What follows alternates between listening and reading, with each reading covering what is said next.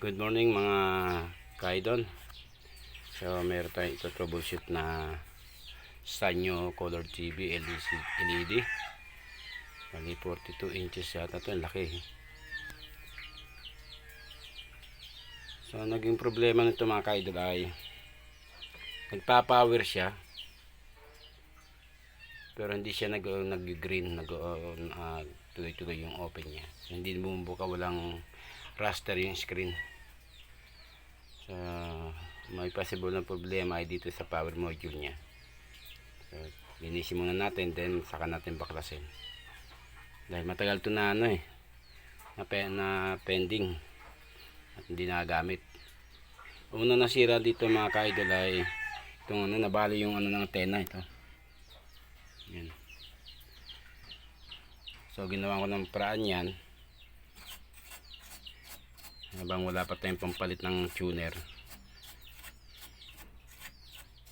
So napagana ko to, nagamit ng nanay ko ng ilang taon, tapos bigla na raw namamatay. So, tingnan natin kung ano naging problema. Kita nyo ito mga kakapal yung alikabok.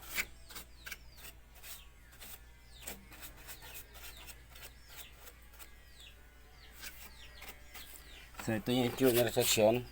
Yan. Tapos ito yung mga input ng niya. Video input, audio. Tapos ito yung mga output niya. Yan.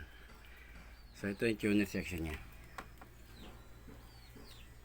Then ito yung power supply module niya. Yan.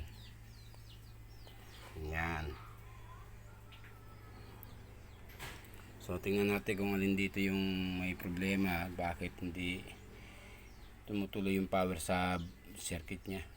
So na-detect niya na may something wrong sa supply, kaya in-off niya agad. Ayun yung sabi ng kapatid ko,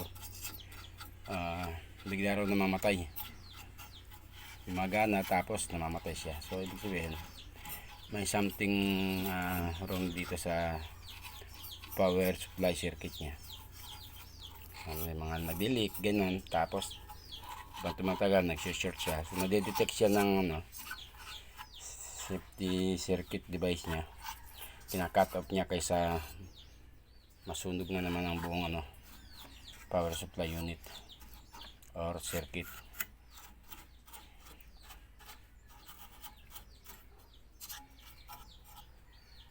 So parang wala naman ako nakikita mga bloated na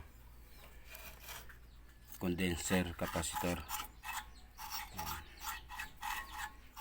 So dito tayo mag-check sa sa mga low voltage nya, kasi ang high voltage power nya ay okay naman.